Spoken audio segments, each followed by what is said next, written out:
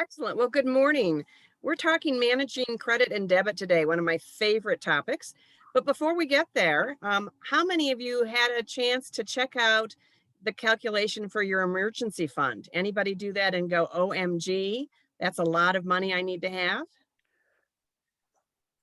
Make sure you make that calculation because it is can be a little bit um, disconcerting to you when you realize what it really will take in case something hopefully doesn't happen, but something might. So I do want to just take a moment. Hopefully everybody uh, I know everybody received it, but if you were interested in more information about the IRAs and the Roth IRAs, wanted to make sure that you connected with that link that Maria sent out, Charles Schwab, just to give you some additional information. And I appreciated the conversation.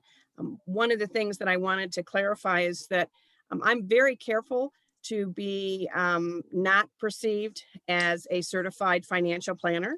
So I'm very careful about how far I go into some of the information around financial instruments because I would not want anyone to take my advice. So love to share those different links so that you can make your own decisions, but just wanted to give you a heads up on that. The other thing I wanted to just make sure that I circled back with is the amount of get rich schemes that are still out and about. Years ago, we used to laugh about matchbook covers, which nobody has matchbook covers anymore. But, all the things you could do if you flipped up your matchbook cover and it said, oh, you can be whatever with just $5. Then the envelope stuffing escapade where you could stay at home and stuff envelopes. Well, none of those things work anymore. But just as those created some sort of buzz, there are still many, many schemes out there. Lot of things around. I love the story of Mary Kay. If you don't remember Mary Kay, she is a whole line of cosmetics. And she always wore on her shoulder a bumblebee because really aerodynamically, the bee should not be able to fly because its wings are too large for its body, but it still perseveres and flies. So I really appreciate those kinds of activities where people have been entrepreneurs and found ways to get other people involved in making money. But just a cautionary tale, there are a lot of opportunities for students that really aren't real. And so I encourage you to help your students really sift through, because again, if it sounds too good to be true, it is. You simply can't make a whole lot of money stuffing envelopes, or what they love to get students to do is mystery shopping, or why don't you travel the world and then tell us about it? So help them understand some things are real and some things are not. Well, let's start out about some facts about credit cards, because that's what we're talking about today. Some of that is credit. So does anyone know what year the first card that could be used in multiple locations was offered? So that's the key, multiple locations. So it wasn't just a old Sears card. Anybody have a sense of what that date was?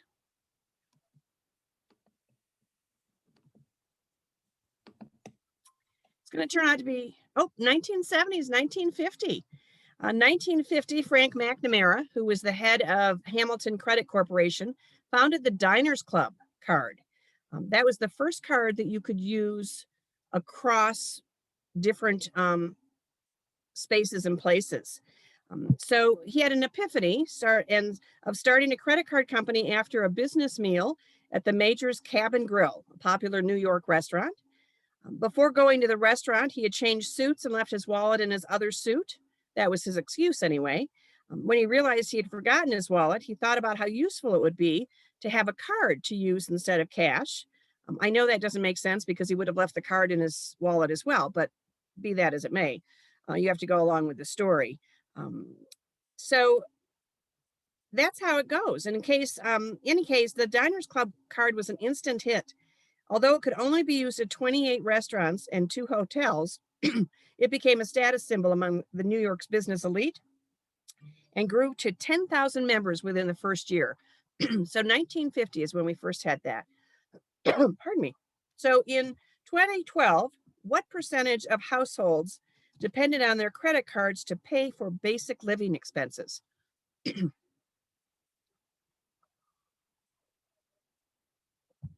Basic living expenses. We're not charging fun stuff. We're just trying to pay our bills.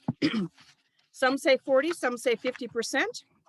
You're right in there. It's 40%. And so when we're talking about using our credit card to pay for rent, mortgage, utilities, insurance, and groceries, so not because they wanted to earn points to fly someplace, but because they simply didn't have enough cash to pay for basic living expenses. So that's a high percentage. Um, that was 2012. I don't have any new statistics, but I'm thinking that 2020 might have increased that percentage. Well, here's a good factoid you can use this weekend at some family gathering. How can you tell which industry issued the credit card? You thought those numbers were just some sort of arbitrary piece. But actually, the first two digits on your credit card identification identify the type of industry that issued the card. So, for instance, if your credit card starts with a 1 or a 2, it was issued by an airline. If number 3 is for companies in the travel and entertainment industry, so all American Express and Diners Club cards start with a 3. Numbers 4 and 5 are for banking institutions. So if it starts with a 4, you've got a Visa card. If it starts with a 5, you've got a MasterCard. Number 6 is for merchandising and banking. 7 is for gas cards. 8 is for telecommunication companies. And 9 is used for national assignments. So that's why when you just first start putting in your beginning of your credit card, and all of a sudden the online application goes, oh, it's a Visa, because it knows. And it only knows because of those first numbers. So how many credit card transactions occur around the world every second?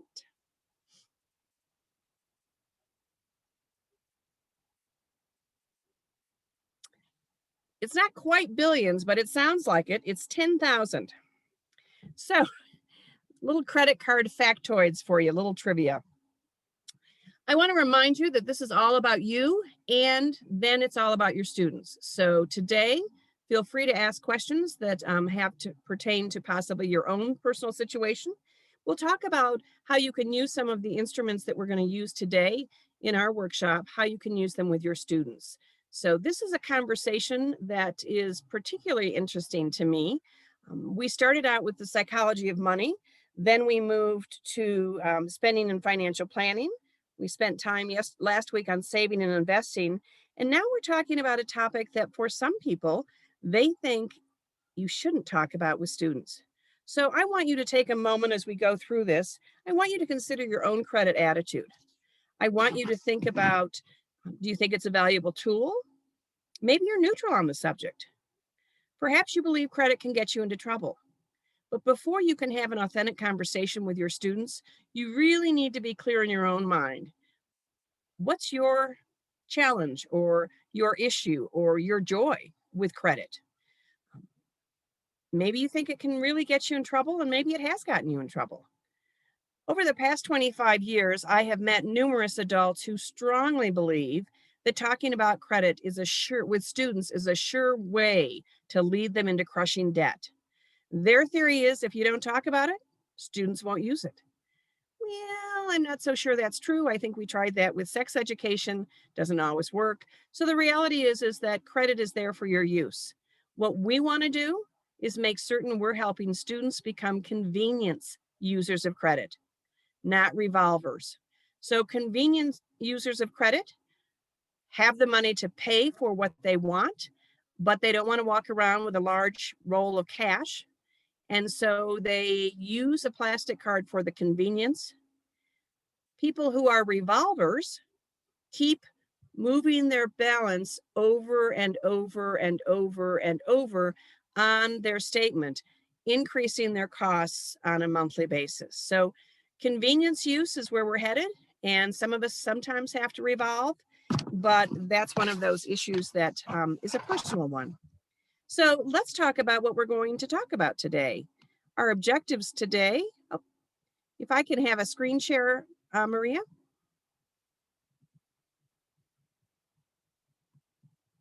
Great.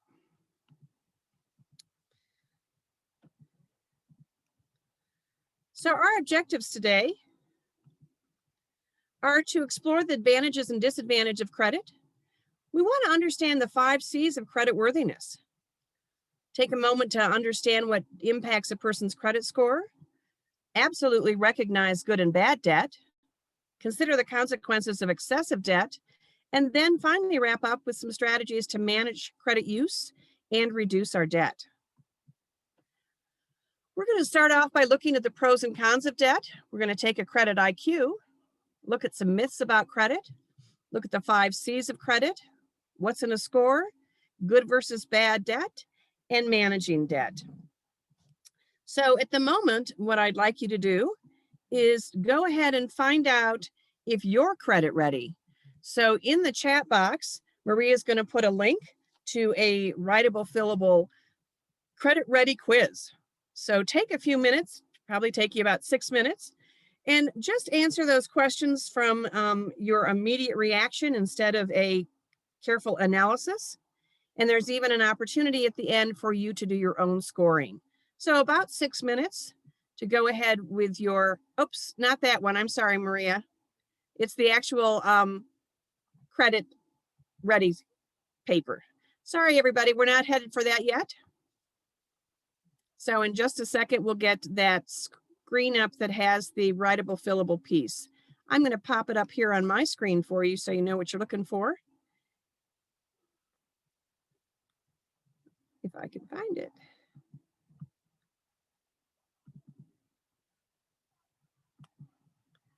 So you're looking for your, are you credit ready?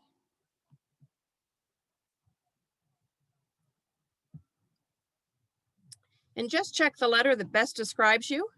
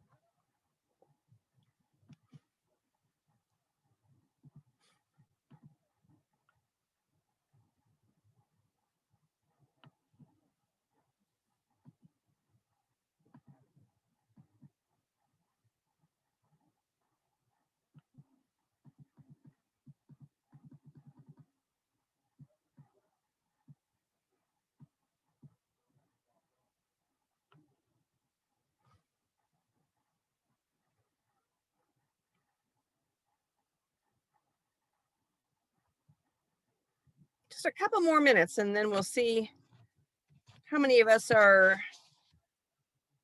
laid back consumers or savvy shoppers or credit ready, or might be a couple of us not quite ready to handle credit.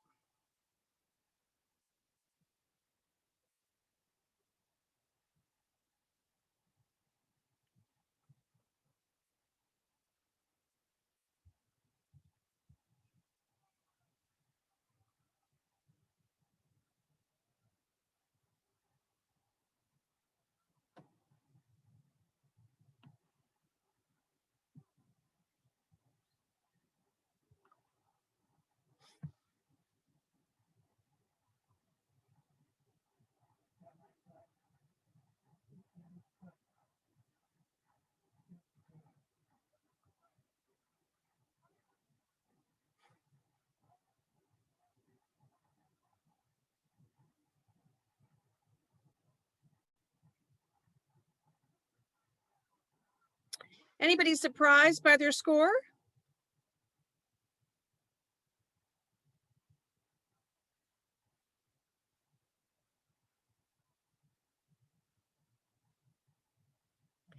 Well, this is a great conversation starter to use with your students because you can see there's absolutely no blame or shame. The fact of the matter is we're back to thinking about our credit history, our credit mindset. So how we view some of those questions just ties right back into yeah, maybe we should stick with cash for a little bit. But it's a great place for students to start to really think about, gosh, I really want my credit card. I mean, I think back, and if you can all think back to when you got that first credit card. I mean, did you feel like, wow, you'd made it? I mean, you had this plastic that could like take you anywhere, even though you did have in your mind, yeah, maybe, but could be trouble. But it felt like you were an adult now for something like that. So let's get real. How do you really feel about credit? Now we are going to go to our Mentimeter that Maria put into the chat box, and we're going to find out just exactly how we feel about credit. So you'll have an opportunity, I think, to put in 3 words for that. So we'll go right there and see how everybody's doing with that.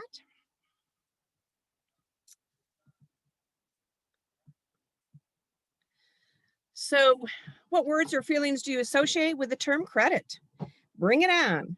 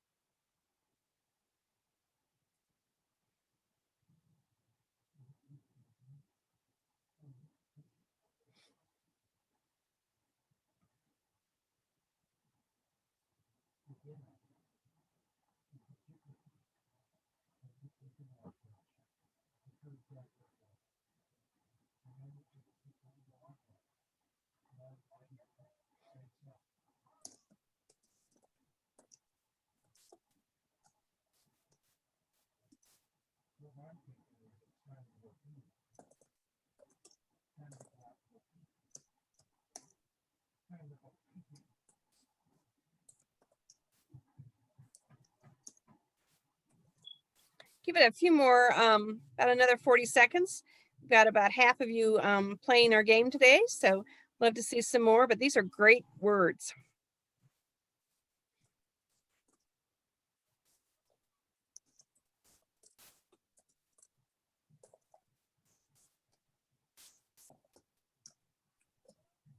And remember that the bigger the word, the font, the more people have used that same. So we see some commonality among us with that payback and responsibility and be careful.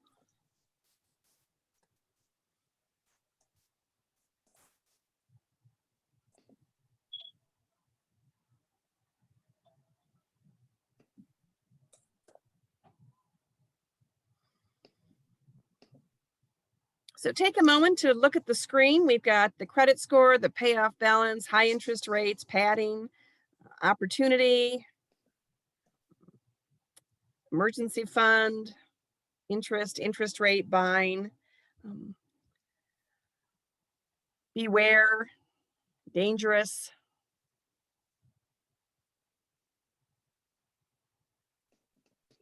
All right, thank you. I'm going to go ahead and we're going to continue the conversation. Appreciate you playing. So, getting real with yourself about how you feel about credit is important because, again, some of us have a really good relationship with credit. Some of us have a not so great. And some of us have a like, oh my gosh, don't even say the word credit and make those plastic cards go away. But let's be clear about some of the advantages and disadvantages to credit because there certainly are some. The first thing we need to understand is that it's not free money. And that sometimes is difficult for students because it sounds like, hey, what's ever on the card? No big deal. But the advantages are real, much safer than cash. You really are better off walking around with a piece of plastic than a whole roll of cash. Absolutely useful in emergencies, but that's one of the key issues. Oftentimes, I've heard parents who have given their young adults a credit card to use for emergency. Now, therein lies a little bit of discord because what an emergency looks like to a college student isn't always what it looks like to a parent. Because think about it, there you are, finals are coming, you're exhausted, and you just need to push through. And if you just could have a pizza, well, in the moment, that does sound like an emergency. And I'm not being facetious. I'm thinking about my own time when I thought, yeah, I could just have a pizza and some soda pop, I would be able to plow through and get ready for this exam. Sounds like an emergency to me at the moment, but in all candor, not the emergency that your parents gave you a credit card for. It's certainly convenient for buying online and phone. While there are things such as PayPal, etc., the fact of the matter is that here's a credit card and I can do this right away. And responsible use builds credit history. And that's one of the key things that we're going to be talking about today is why sometimes is it that you can get a better deal in life when you have a credit history. Oops. So what are we going for when we look at the disadvantages? Well, we know for a fact that human nature allows us to spend more with credit than we do with cash. You may not remember this, but it was not too long ago that McDonald's and no other fast food restaurant allowed you to pay with plastic. It was cash on the barrel. Well, then after a while, McDonald's said, let's try this out. Let's see what happens when we take credit. Well, here's what happens. You know, you reach into your pocket when you've got cash and you've only got enough for a burger, fries, and a Coke, and you can't get the apple pie because there's the cash in hand. You just don't have any. But with a piece of plastic, yeah, matter of fact, biggie size and double apple pie. Because why not? Just a piece of plastic. That's exactly what McDonald's found. The more they were allowing for credit cards to be used, the higher their sales were. And then they were the first in the nation to take credit cards, and it took off from there. And now you can get any fast food with a credit card. So that's part of the issue is that, yes, we do indeed spend more with credit than we do with cash. And that's exactly what those companies would like.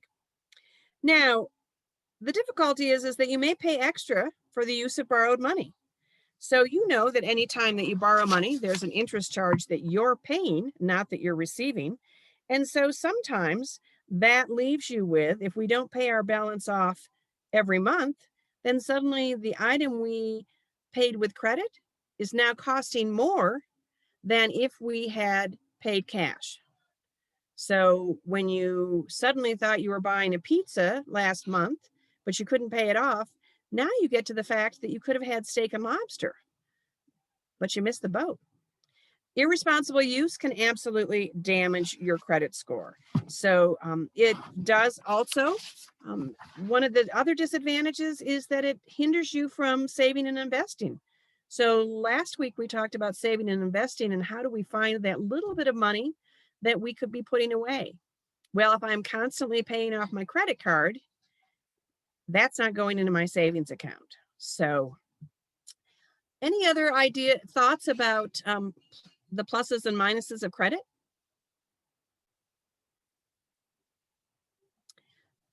That is true. Interest is a sneaky bandit. Yep. Back in the day, when you were being inundated with credit card applications, many people were playing sort of Russian roulette. They would get a credit card application that said, wow, 0 interest for the first 6 months. And they didn't really read the fine print, so they moved over their balance. But the fine print said, oh, not on your balance, just on new purchases. So then all of a sudden, you had a higher interest rate than before. But we did a lot of movement, moving around, trying to get that interest rate. And so many of us didn't read the fine print. And the fine print, ladies and gentlemen, on a credit card application is finer than fine. I mean, you can almost not see it with a microscope. So they are very clever at making certain that you have a difficult time. And there's so much of it that you're thinking, oh yeah, I don't care. Let me just sign up for this. So I want you to think about that. Is that jumping around? Make sure you're doing it for all the right reasons. Some people say, oh my gosh, I'm going to move over and I'm going to get this airline credit card. Well, airlines, after the pandemic, they're doing some very interesting thing with their rewards. And they're doing some very interesting things with limiting how you can use those points. So just read the fine print, make sure your students are as well. Well, let's go ahead and find out what our credit IQ is. So this again is going to be in the chat box with an actual link to a form. And we're going to take a moment to figure out just exactly what we know and don't know about credit.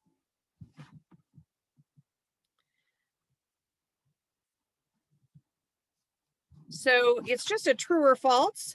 And there are about 12, I think, statements. So just go ahead and you can pretty quickly do that.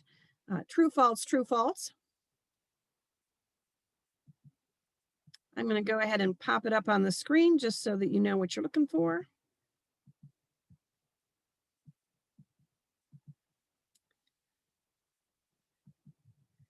Again, a pretty easy peasy first reaction.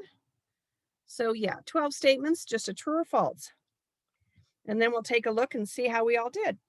Probably take you about 4 minutes or so.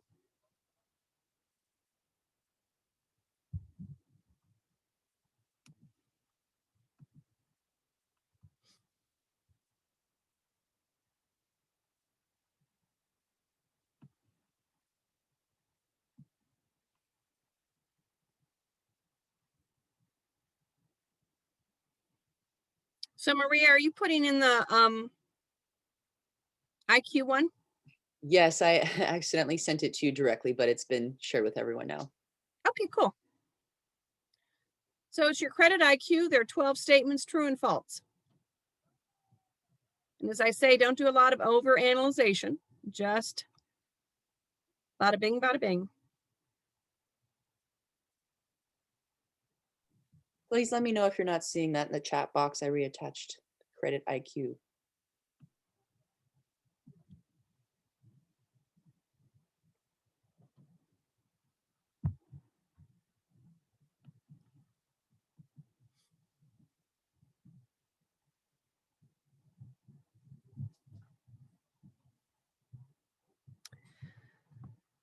So Maria and I have to be sort of sneaky because we know that some of you are overachievers. So if we send it to you ahead of time, you would all be looking at the answers. Not that that's anything wrong with that, but it's not quite as much fun as in the moment. So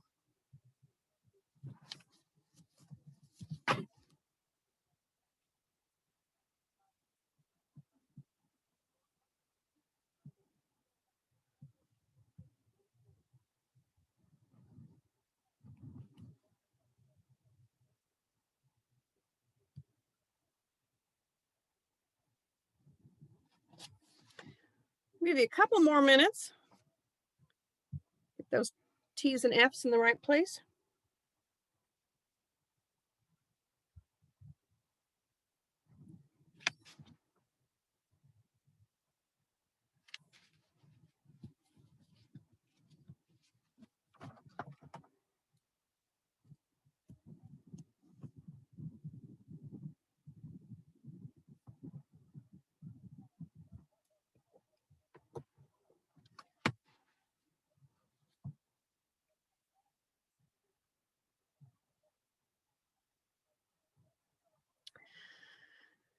So again, this is a great tool to use with students because this is where some of the confusion comes in.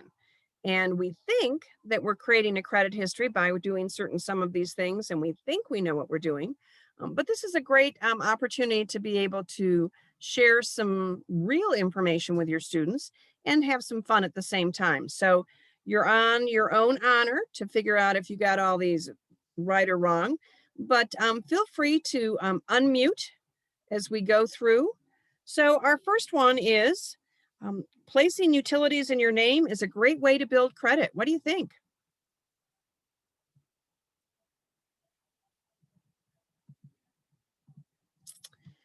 So that is absolutely, it is false. Because in reality, the utility companies do not report your payment information to anyone. Now, I have heard that some landlords are willing to look at your payments, but it's not universal. So it's not one of the ways that you're going to be able to do anything to your credit score. So again, we're looking at how we can benefit ourselves with this. Well, the next one is missing one payment will not impact your credit score. What do you say? So we've got some faults. That is correcto mundo, because the fact of the matter is that's one of our major sources of our negative credit. Even one late payment may be indicated on your credit report. And as we look at what creates your score in just a moment, you'll see that this is the one area where we have control. Keep our payments on time, credit score goes up. CJ, just out of curiosity, Yeah. should you miss a one-time payment on time, does it mean that you'll never have 100% ever again, or what does that mean? No, it's a fluid score. So it's an algorithm that is consistently taking into account what's going on. So one time you're good. But what we find is that, unfortunately, for some people, it becomes a habit. And so one of the things, thanks for the question. One of the things I want to share with you is that so many people think that somehow they're not in control. You can call your credit card company, any of your creditors, and say, listen, my life has changed. I can't make that payment on the 15th. Can I have a payment date on the 20th? And you think, oh, I'm sure I can't do that. They've assigned me. Well, that's an arbitrary assignment. It's some, algorithm in their system that goes, okay, this person applied, they get this. So you can stop that. You can honestly look at where your budget allows you to have that money to make that payment. So again, some people get paid once a month. Some people get paid every 2 weeks. Find where that sweet spot is for you to make sure you can make that payment on time. And then call up your credit card company and say, please change my credit card due date. And they'll do it. But if you don't ask, they won't. And then you'll be constantly late just because of the nature of how you're getting paid. Does that make sense to everybody? Really Yeah. feel free to contact them. They can be somewhat evil, but not in this case. Using your debit card wisely will help you to establish good credit. Interestingly enough, a lot of people go, oh yeah. And the reality is, no, it's false, because your debit card withdraws money from your checking account. Doesn't impact your credit, even though your card might have an MasterCard or Visa logo on it. Has nothing to do with this. So you really want to make certain that your students, of all things, understand a debit card is a debit card. And the question is, what if you overdraw your debit card? Well, that's a whole different thing. And that's with a relationship with your banking institute. But it could, again, could be reported to your bank, the reporting agencies. So keep that thought. All credit cards are created equal. Well, we already alluded to that a little bit. And the fact of the matter is no. You really want to read the fine print, because you want to make certain that the credit card that you've chosen is the one for you. And that fine print is fine. A credit card comes with a credit limit. Well, yes, it does. And the fact of the matter is that it's determined largely by your Fico score, which we'll be talking about. But I want to share with you that the American Express card, when it first came out, it was fascinating. It had absolutely no limit. Here was the catch. You had to pay the balance off every month. That's why the American Express card was always connected to billionaires, because we have this image that, oh, I've got an American Express card. I can go out and buy a yacht. Well, you could, but you had to pay that yacht off the next month. So interestingly enough, American Express was making no money off their cards because you pay it off your balance every month. Then that's when they started making the platinum and the blue, because now you can get an American Express card with a limit. And that's how they're beginning to understand how this interest game is played. So funny how things work. Yeah, that The happened next to one me. is you may pay the full amount at any time. Well, absolutely. And we'd like to do that, because if you don't pay the full amount each month, you'll incur fees. So what do you think credit card companies call people who pay their credit cards off every month. Anybody have an idea?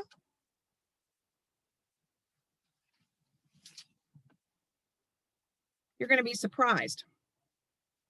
They call them deadbeats. Now you would think, wait a minute, I'm doing my thing. Well, not for the credit card company, because they would much rather have somebody who revolves. So this is a great conversation to have with a student. I used to do this, I tag team with one of my colleagues, and he was that guy to the penny, and he paid it off every month. Not so much me all the time. So we would say to students, okay, here's Rich, charges everything on his credit card, groceries, gas, everything. He uses it to budget.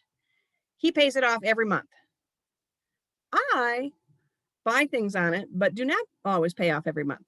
Who do you think the credit card company likes best?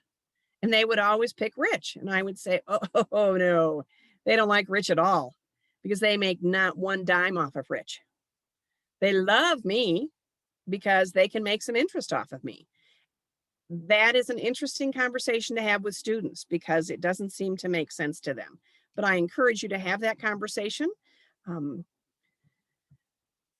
So actually, great question. Doesn't paying off your credit card every month lower your FICO score? No, it does not. It actually increases your FICO score. So hold that thought, Jacqueline, because we're going to get into that whole piece about the credit score in just a moment. That's a great comment. So hang on to that one. Thanks for putting that in the chat box. So the next question is about how many reporting agencies there are. Well, there are not 2, there are 3. So you have 3 reporting agencies: Experian, TransUnion, and Equifax. These are credit reporting agencies. They all report differently.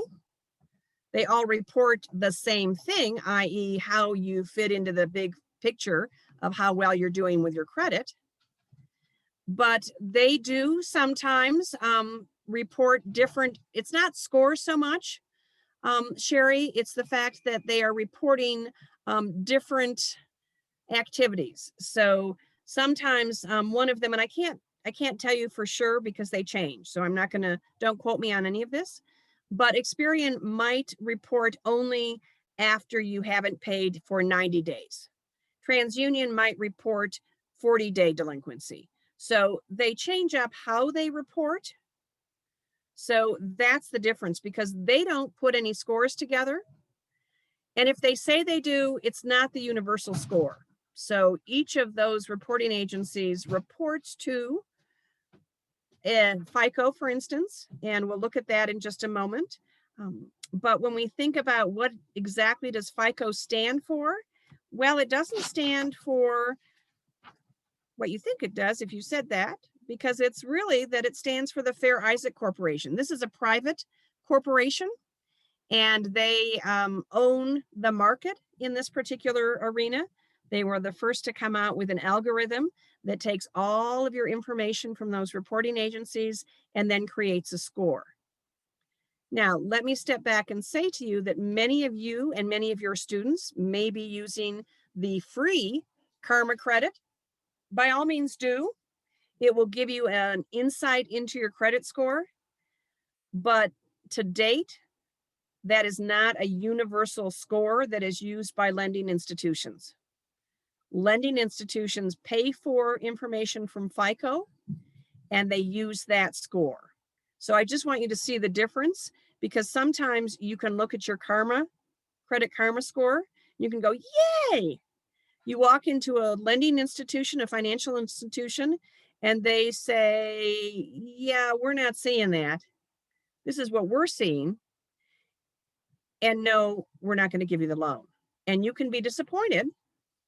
But the reality is you must be sure that you understand what your lending institution is using to make that statement. So pay attention to who's doing what, and make sure that you're spending some time with understanding the FICO, which we will in just a moment. Yeah, that is true. Their credit scores have nothing to do with the rest of the world. And part of that is because we have the only centralized banking system.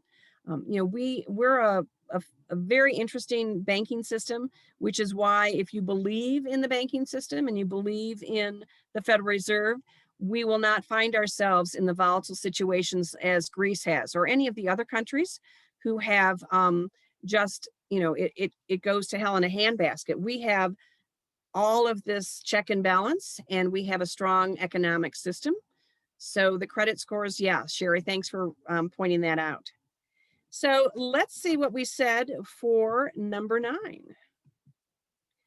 We've already talked about this a little bit. It's absolutely true. We do spend more money when we use credit because it doesn't look like anything. We don't have to take it out of our pocket. We just take this little piece of plastic. So that's an unfortunate fact of life, but that's okay. And then what do you think? Everyone is entitled to as much credit as they want. It's a free country, by gosh. Well, not so much. Because the reality is that credit is based on your ability to repay. So if you don't have the capacity to repay, you don't get a big limit. So remember, American Express said, yeah, go ahead, charge everything you want, but pay it off at the end of the month or we're coming after you. Now, this one may have had some of you thinking about it because California is a little bit different. But the reality is that in many states, insurance companies do tie the score to your premiums. California, you do not have that situation. But if you were to be somewhere else and move, you would be surprised. So indeed, I'm not sure how they came up with it, but insurance companies consider a low FICO score to be indicative of poor driving. So don't ask me why, but in many states, there are actually, California is one of 5 that prohibit the use of credit-based premiums. Colorado is not one of those 5. And yes, indeed, they do connect your credit score to whether or not your premium is going up or down. It's one of the indicators. So that's pretty interesting. Not sure how many of you got all 12 right. They're sort of sticky wikis, but I want you to hopefully learn some new things. So let's see, I think we've got one more to go, which is having no credit history is the way to go. Well, that's what some people think, cash on the barrel. Not so fast, because our major purchases, you can't buy a house, can't buy a car, because nobody knows who you are. So I have a son who decided early in his teens he was going to be cash on the barrel, and I said, okay, but careful what you wish for. And the fact of the matter is he was stunned when he could not get a car loan. We were fortunate to be able to work around something that was offered in one of our credit unions, but he had to build up his credit because they said, who are you? I mean, you have no credit history. We have no desire to lend you any money because we don't know whether you can repay. So that's the double whammy. Oftentimes people say, and probably it sounds pretty correct, you can only get a loan if you have money. When you need money. But this is something important for your students to know. Not that we want them to go out and damage their credit. We want them to build a positive credit history. But if they want to buy something on credit, they're going to need to have a credit history. So let me stop and make sure. Any questions so far about any of those that we talked about?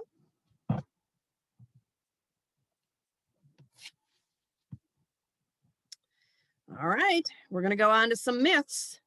And you might believe in some of these myths. So let's take a look at common myths about credit. Oopsie, didn't see that first one. So the first one is, I'll pay it off when I get a job or raise or whatever. However you feel about Dr. Phil is not important to this conversation. Some of you may love him, some of you may not. But what I want to share with you is that a number of years ago, Dr. Phil's son said to his dad, I really think we need to be covering the credit crisis on college campuses. So Dr. Phil went on to various college campuses, community college campuses, universities, 4-year, all of that, and talked to students. And what I want you to hear me say is this is not about student loans. This was about credit card debt. The stories are heart-wrenching and terrifying. Many students with 5 credit cards with $30,000 of debt or more. And when asked, how did you think you were going to pay for these after, what was your game plan? Almost to a person, this is the response that he got.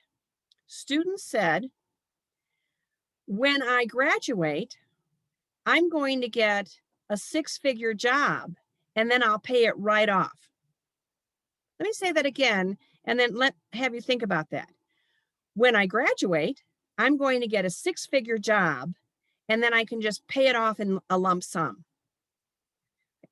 There are 2 fallacies with this. The first one is not everyone who graduates from a 4-year institution, 2-year institution, gets a 6-figure job right out of graduation. But more than that, do you understand the concept that they thought that, so somebody's going to offer me 150 grand. I've got a $30,000 credit card debt.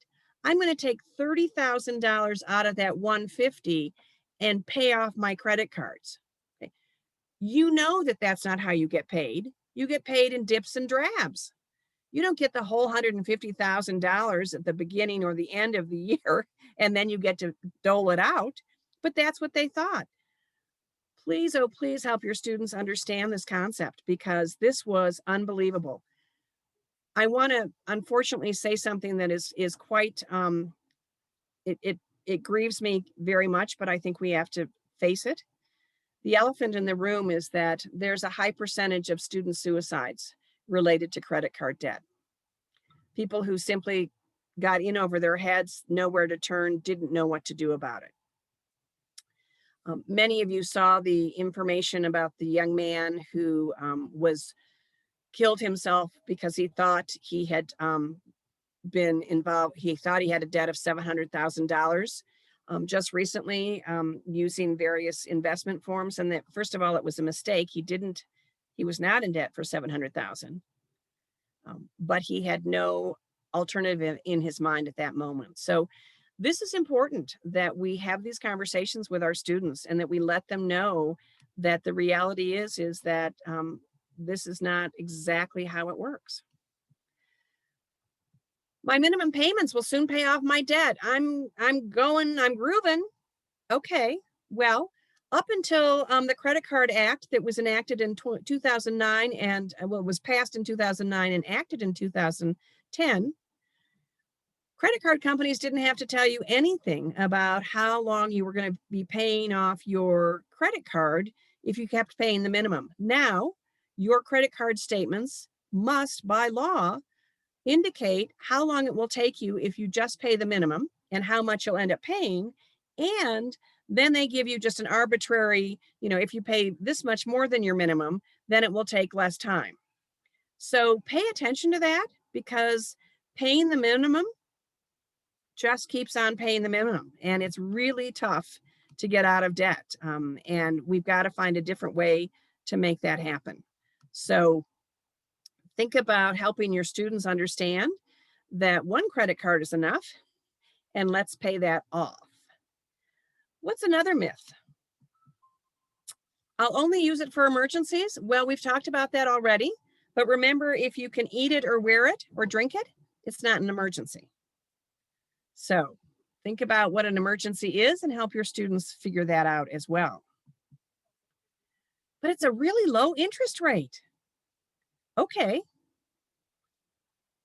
But it's still an interest rate. You're still being charged for the use of that money. So moving credit card from credit card to credit card isn't always the game plan. Let's get a credit card, hopefully with a low interest rate, use it conveniently, and then pay it off.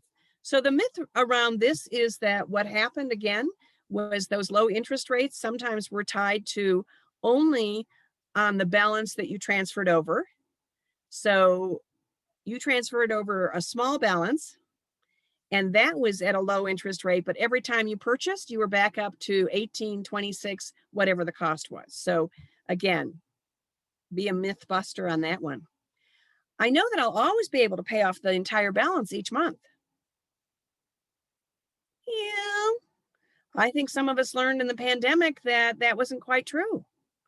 So hopefully you really can, and you've got that money saved.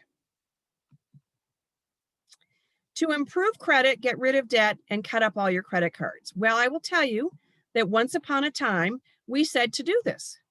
Do not, do not, do not. Put those in your freezer in a glass of water so that they can't be reached and you have to defrost them for a long time to get to them. But do not cut up your cards. Do not close your accounts. Because when we look at our FICO score, we'll see that there is one of the important elements of your FICO score is the amount of capacity in your debt ratio. So if you have a credit card for $5,000 and it has a zero balance on it, then that is good for your credit score because you have a $5,000 net. So don't cut them up, but also recognize, be careful because some of them will charge you an annual fee. So you may want to be certain that you're paying attention to what's going on. Never use a credit card, always use cash. We've had that conversation already. It is not always the best.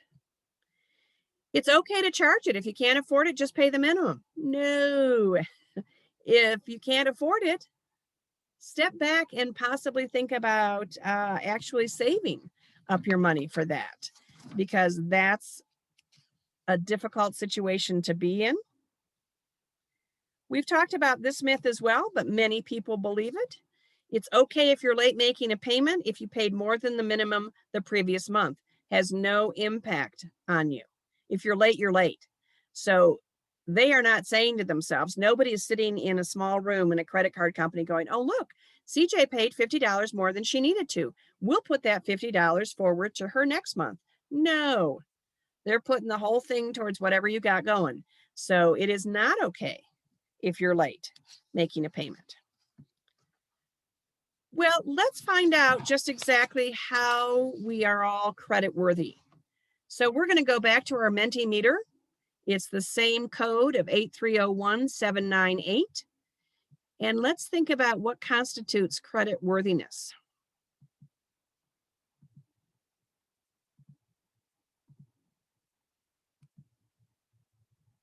So what are the 5 C's of credit? Oops, it says voting is closed. Oh, I hate when this does that to me. All right, not sure what it's doing. I think you're good now.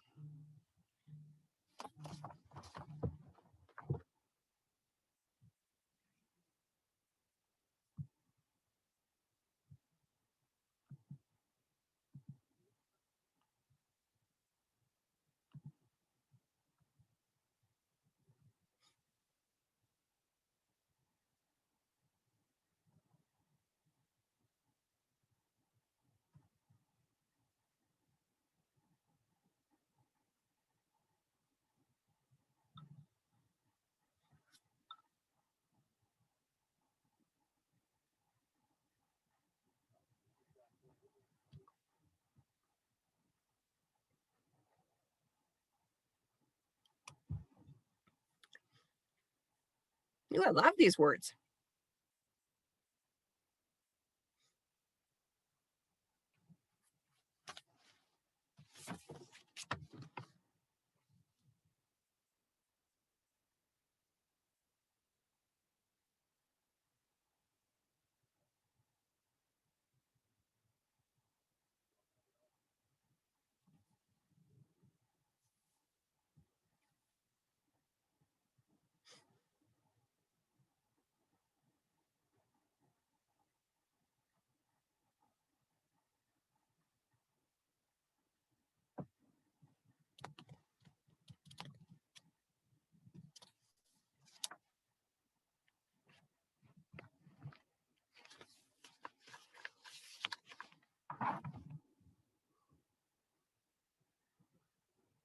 I appreciate the don't know. That's great.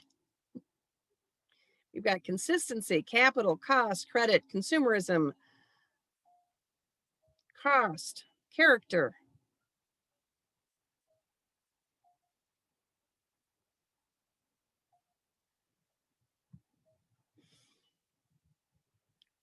We'll leave it open for a few more seconds, but in the interest of time, we're going to move on. Appreciate all of those words. Those are great. And some of them you're going to find out are right on. All right, I'm going to go ahead and move on because some lenders put more weight on the top 3 that we're going to talk about, but these are the 5 that come into play. The first one is character. How have you used credit in the past? And have you paid previous bills on time? Capital, what's your income? What do you own of value that could be used to repay the loan?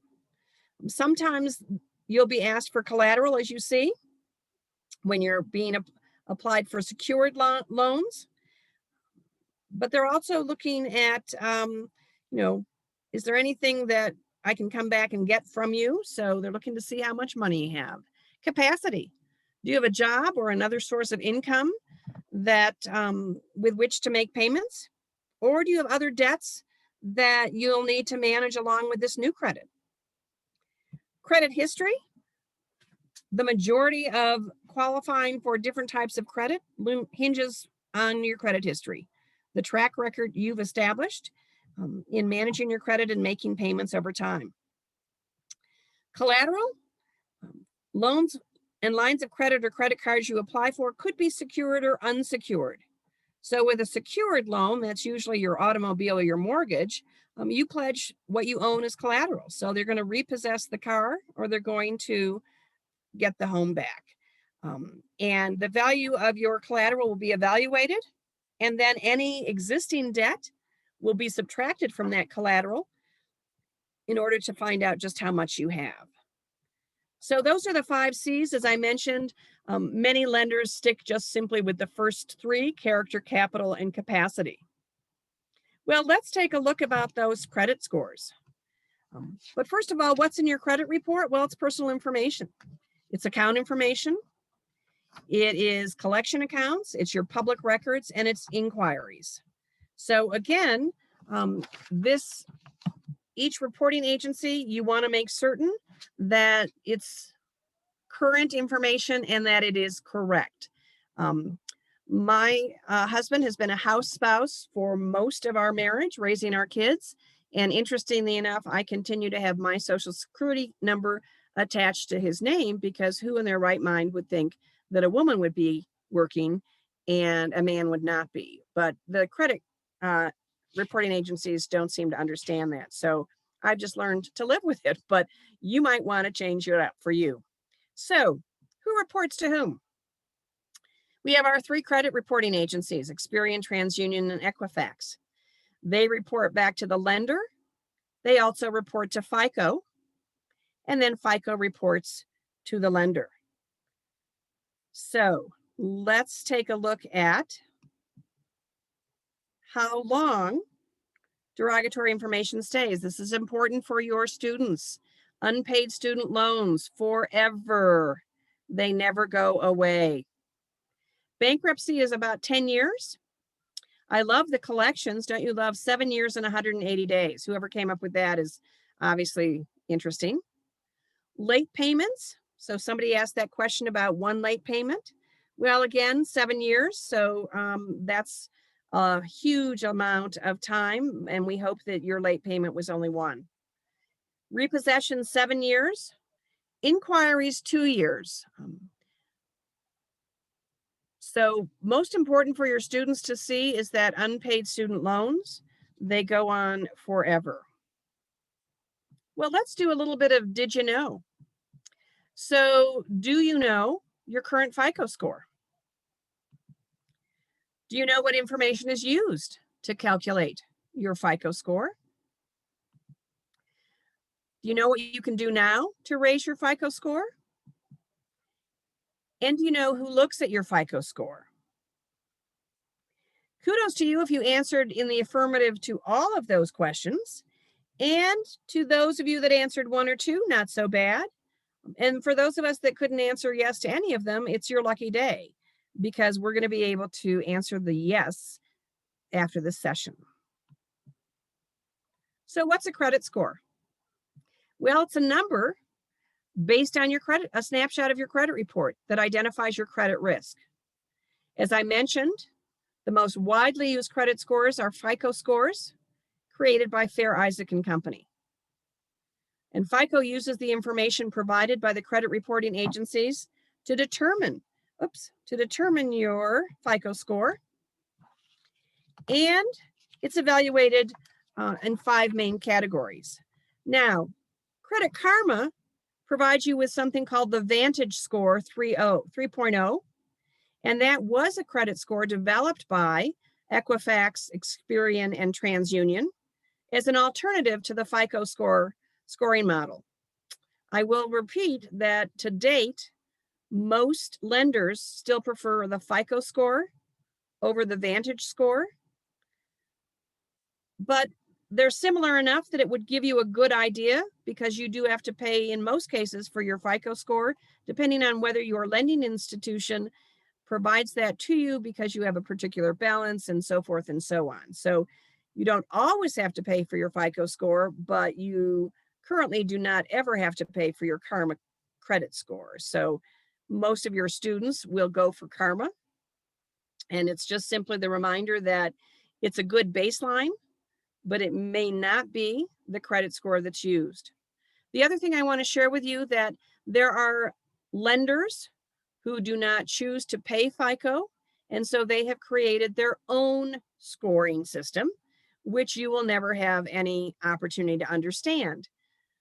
But in any situation where you are declined, your request for a loan is declined, and it's based on a credit score, you by law are entitled to understand what credit score was used and what that credit score was comprised of. So if you go to a bank and you ask for a loan and you are declined, they by law must tell you why. And if they say it's a credit score, they must share with you what that credit score was and where it came from. So then at that point in time, you would know that the bank had used something other than the Vantage score or the Fico score.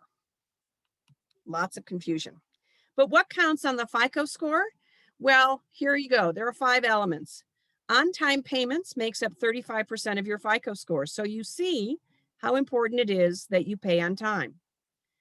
30% of your Fico score is capacity used. That gets back to that question about, should I cut up my credit card, my credit cards, or does paying off my loan, my credit card balance every month hurt me or help me? It helps you because it increases the capacity use. So by paying off your balance every month, let's say you have a $3,000 limit, and every month you pay off your balance, that means that you start the next day of the next month with a $3,000 opportunity. Your capacity is $3,000. That is far better than if you have a $3,000 credit card and you don't pay it off and you are up to a $2,500 balance. So $500 is all you've got between 3,000. Yes, Liz. So CJ, my question is this, because I'm one of the people like your friend Rick or Rich, right? I charge everything and I pay it off. Yep. But I'm doing some mortgages right now. The inquiries are killing me. But what I noticed is whenever I get the copies of the credit reports, it's showing my balance. Even though I pay off every month, that was my statement balance. So I never pay interest, right? Right. But say I get the bill and it's $4,800. I'm gonna pay $5,000 because too much math. But it'll still always carry a balance because the statement balance is there. And that's what you're talking about when you're talking about that. I have a $10,000 limit, but Right. I've spent $4,800. So there's only $5,200 left, right? Right. So it's got to be a timing issue, Liz, because when you pay it off, it should show a zero balance. So it's a timing issue of when that's being reported. So that's the key that I think people need to make sure that people are clear on is I didn't think it was going to matter because I have great credit, but now it's hurting me because it shows that I have had a balance. Yeah. And I've been carrying not a high balance, but you know, if you figure in food, gas, Right. everything for the last 12 months, even though I pay it off every month, Yeah. I'm a deadbeat. Yeah, you are. Congratulations. I'm a deadbeat. Oh yeah. I'm even worse. I get money from them. Yeah. So notice what I want you to be able to tell your students and yourself is that 65% of your credit score is within your control. Now, 15% is also, but it depended on when you started using credit. So that's only 15% of your credit score is based on your length of history. So if you're just starting out, 15% of that, they're going to look at that and go, gosh, this is a newbie. 10% is new credit, meaning that you've just gotten some new credit. 10% is the types of credit. They like diversification. So FICO likes for you to have a mortgage and a car loan and everything else. But these are drops in the bucket, ladies and gentlemen. This is nothing compared to the 65% that you can do something about. You can start today to make on-time payments. It will start to show your credit score creeping up. You can make sure that you are not at your credit limit every single month. That can help. So how do you maintain good credit? Pay your bills on time and notify the creditor if you cannot meet the payments. We put our heads in the sand and we say, gosh, I'm just not going to listen. All those creditors are calling. I can't stand it. Talk to them. They would like your money more than they would like not to ever speak to you. So they are willing to deal. Borrow only what you can afford to repay and understand each credit contract. Each one is different. Promptly report missing credit cards and notify the creditor if a statement is incorrect or not received. And please, oh please, there isn't a bank in the world that says, hey, CJ, could you confirm your information? Could you give me your account number and your social security number and all of that? No. They know your number. They know your everything. They never call you. So do not respond to calls that ask you for this information. They are phishing, phishing you. They are fraud. And yes, next week I'm going to talk about the fact, please, I can't find a little icon that shows a diamond cut, but please don't get a shredder that is just all single cut. If you watch the movie Argo, which was a great movie, they started to put all those single cut shredding things that the government had shredded, and they could begin to find who they were looking for. So diamond cut. We'll talk more next week. So what can you do? Only you can repair your credit. Please. If a student says to you, how can I repair my credit? What agency shall I call? You can fix this. If somebody says to you, Liz, for $5,000, I'll fix your credit. Oh my gosh, use your $5,000 and fix your own credit. So this is so big and important because there are a lot of shysters out there wanting to figure out how to spend your money. If your student needs credit counseling, please make sure they're using a nonprofit credit counseling organization, so they are not paying a fee. So what can you do? Well, you can borrow only what you can afford to repay. You can pay your bills in full and on time. You can limit the use of credit and be a convenience user. Promptly report your missing credit cards and access your credit reports at annualcreditreport.com. So let me be sure that you have that particular address down, because I will tell you what happens, because the world is a wonderful place. And what that means is that Annual Credit Reports with an S is a for-fee site. Don't go there. Make sure that you are annualcreditreport.com. The reason I want you to go there is that I want you to make sure that you access your credit reports on an annual basis, a 12-month basis. But here's what I want you to do. You are by law entitled to see your credit reports, one from each of those reporting agencies for free every 12 months. It is of no value for you to get all 3 of them today. So make a tickler system and say to yourself something like this: hey, I want financial independence. I'm going to check my credit report at Experian in July for 4th of July. Hey, I'm going to be thankful for all of the good things I have in my life. And before the holidays, I'm going to check my credit report with Equifax in November for Thanksgiving. I'm going to treat myself, because I love myself more than anybody else, on Valentine's Day, and I'm going to check my credit report in February from TransUnion. That way you have a good record, 4 months, not exactly, you could be more mathematically correct than I am. And every 4 months or so, you are checking your credit report for accuracy and for fraud. This is incredibly important. We'll talk more about it next week. So let me move on. These, again, are your credit checks, and you want to make sure that it's a 12-month, not a calendar year. Every 12 months, you can get this, annualcreditreport.com. It is a legitimate site. The annual credit reports will require you to pay money. You do not want to do that. All right, let's talk about good debt and bad debt as we're finishing up. So important for your students to understand, there is such a thing as good debt. And it's loosely defined as debt that brings some form of long-term benefit to the consumer, like a college education, or purchasing an asset that will appreciate or increase in value, like a home. So we can have good debt. And it is true that you run a financial risk when you borrow money, but with good debt, your financial risk is low and your chances of making money are high. So we want to make certain, many Americans do create much of their wealth by buying a home. That might not be for you or for your students. Traditionally, homes increase in value, although I can tell you that my first home did not. We hit rock bottom in the community that I was living, and I barely got out by the skin of my teeth. But I still believe in the concept.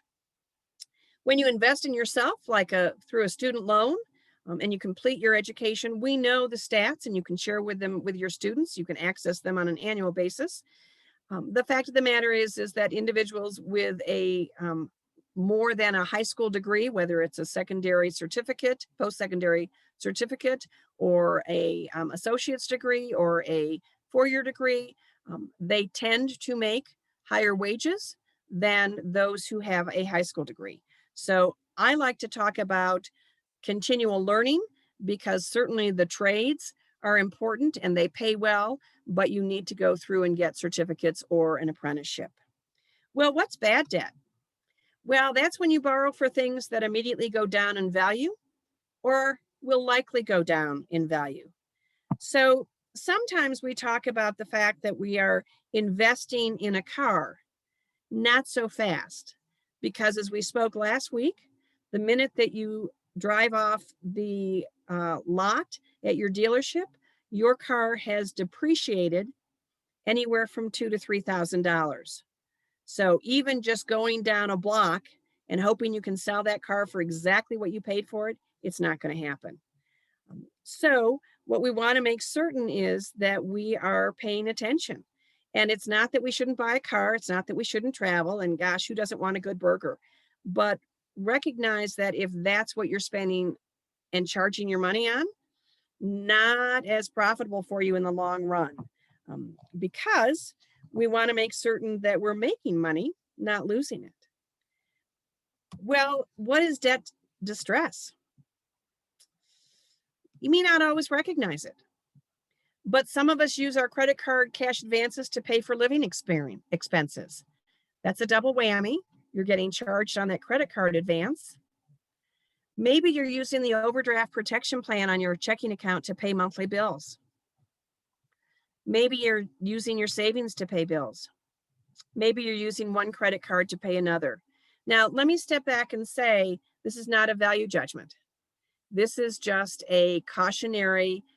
These are some signs that your debt is causing distress, and we need to figure out how to manage that. No value judgment here. We've all perhaps at some point in our time, in our lifetime, been in a situation where at least one or two of these, yes, we did. Some additional debt distress, accessing payday loans. Let me share with you, I'm going to do the transparent thing. Payday loans, many of us think of them as sort of sleazy corner of the lot places. They've got big neon signs and you don't want to go there. Well, I'm going to confess, Wells Fargo has a delightful aspect, and it's called direct deposit loan. Doesn't that sound sexy and clean, and nobody can see you in the middle of the night when you're accessing it? So I did it. I get a lot of work that is through contract, and people don't always pay on time. And so, yeah, I had a car issue and I needed to figure out how I was going to make that happen. So I'm in debt distress, and I'm looking at the actual space and time. And here's my Wells Fargo that says, hey, we know you're going to get paid then. So just click this button and we'll give you your money now. Well, I'm a smart cookie, I thought, but man, I clicked that button and I felt immediate relief. And then, of course, when payday came, bada bing, that money was gone. Well, I'm smart. I knew it was going, but suddenly I was in a downward spiral. And it took me about 6 months to get back on my feet. So I want you to understand that those things are real, and we just have a different name for them than the payday loan that sounded so sort of slimy. Another debt distress is being over the limit on one or more lines of credit. And sadly, some of us do delay medical and dental visits because we simply can't afford it. So those are some things that you might want to absolutely think about. Am I getting in that situation? Because how are you going to manage your debt? Well, first of all, reality check. So some of us, put those bills in a drawer. We just keep putting them in. We just can't. It's too much. But the first place that we're going to start managing is we're going to open up the drawer. We're going to get out those credit card statements, those loan statements, whatever we've got. And we're going to start figuring out, what do we owe? We're going to calculate the repayment options to get out of debt. We're going to set priorities for getting out of debt. And then we're going to identify ways to avoid or correct our debt problems. Easier said than done. But the first place is getting a debt control worksheet. So, what's the balance I owe? What's the monthly payment I can make? What's the due date? What did I pay? When did I pay it? When you can begin to see some change and movement, then you can begin to breathe a little bit. We've got time. I want to just share with you the power payment, and some of you may know this. So I'm going to take time to just quickly talk about it, and I can bring more to the table. But if you have 3 credit cards and you keep paying just the minimum on all of them, you will just keep paying the minimum on all of them, and you will be paying them forever. So there's something called, and there are a lot of different words for this. I call it the power play. That's what I've always known it as. But you take your 3 credit cards and you pick one, whether it's because it has the highest interest or the lowest balance or the highest balance. This goes back to your money history. What do you need for immediate gratification? So I might pick the lowest balance because I just want to see it go away fast. I look at my 3 credit cards.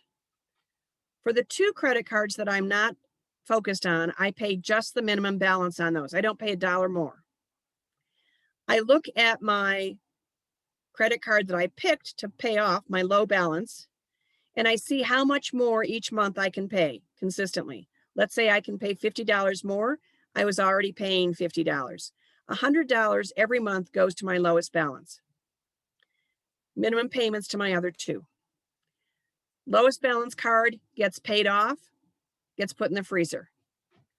The $100 that I was paying for that credit card now goes to my second credit card of choice, in addition to the minimum payment I was making for that credit card. Do you see how pretty quickly we are adding more and we are getting through the debt more quickly? We're not taking that $100 and calling it disposable income. We're using it to pay the second debt down. I paid off the second credit card, and all the time I've been chipping away at the last credit card I have. Now I take the $100 from my first credit card that I've been adding to the second, and let's just say for math, the second credit card was a $50 payment too. I take all $150, add it to the minimum I've been paying at the last credit card, and can you begin to see that there can be some real movement in how you're getting out of debt? A true story, I had a teacher come to me one day when I was teaching educators this about credit, and she was in tears, and she said, "Oh my God, my husband and I are in so much debt. We don't sleep at night. We haven't slept for years. We don't eat." So I walked her through this particular process. She came back the next morning and she said, I don't know what to say. You've changed our lives. And I said, well, I didn't, but whatever. She said, we had the best night. We have figured it out. We are going to be out of debt in 3.5 years. We slept like babies last night. So the reality is that there's some tools out there and we can talk more about them, but I'm in the interest of time, I want to move forward with this conversation. Bankruptcy, that for some people is an alternative. It's not a one that is recommended by many, because the consequences are it stays on your credit report for 10 years. It does not forgive all your debts. It becomes part of your public record, and it makes it challenging to get a new credit card or a loan or move forward. Some people choose this route, choose it wisely. It may be a good answer for you, but it's not an immediate, oh, let's do this. Take some time with it. Many states have made it more difficult to declare bankruptcy than in the past. Well, what's the recap of today? We've had a lot of information. If used correctly, the advantages of credit outweighs the disadvantages. Lenders do take into consideration the 5 C's when they decide to lend you money, probably the top 3. Good debt is purchasing an asset that will increase in value. Bad debt, purchasing an asset that will lose value. And a good credit history and a high credit score equals financial flexibility. You just have more opportunities available to you. So what's your challenge today? Well, I'm going to encourage you, if you've got some credit cards out there, that you identify at least one new strategy to make a positive impact on your credit rating. So maybe it's changing your due date if you had some trouble making those due dates. If you've never seen your credit report, oh, now's the time. Pull up one. Then go ahead and create a tickler system to access the other 2 credit reports in the next 12 months. Always good to do a check for debt distress before you get that close. Our last section our session will be talking about financial products and fraud. So we are right 2 minutes to go. Love to have some questions in the chat or your takeaway. And if there are some questions specifically about what we talked about today, pop them in the chat and we'll make sure to address them next week. It is also our last session next week. So if you're thinking to yourself, man, I've had this burning question and CJ just hasn't addressed it yet, by all means, either send it by email to Maria or pop it in the chat box, and we'll be happy to make sure that we take a moment to make sure we answer that question. So thank you again for your time. This topic comes with a lot of baggage for a lot of us. So recognize that some of this you may still be processing, still thinking about, and that's okay. But again, love to hear from you in the chat box if we hit the mark today, or if there's still something missing. And I'm open to any questions as we close up. CJ, could you address the IRS? If you owe money to the IRS, how does that affect your credit and where does that go? That I cannot address right now, Okay. but I will next week. Okay. Because that happens to our students, right? Like right. they underreport themselves and then they get dinged. Right. So let me, I'll put that on next week's piece. And then that's a soft inquiry. You asking for your own report does not ding your credit score at all. The inquiries are from creditors, people who can provide you credit. You are not counted. Your 3 inquiries do not count against you. Great question. CJ, I've got to go. I'll tell Ruby that you can't make it. Okay, thanks. Maria, thank you. Bye, everybody. Thank you. Thank you so much, CJ. So much good info. I You bet, a lot. appreciate it. We got a lot, and right in time for the weekend to think about all this, plan some things out. Please send me your questions or comments, feedback. I provided my email in the chat box. I want to be respectful of everyone's time. It's Friday. Hope everyone has an awesome weekend. And yeah, we'll go ahead and I can stick around for 1 more minute. CJ, you got to run. No worries. All right. Yeah. Thanks so much. See you all next week. Thank you, everyone. Thank you.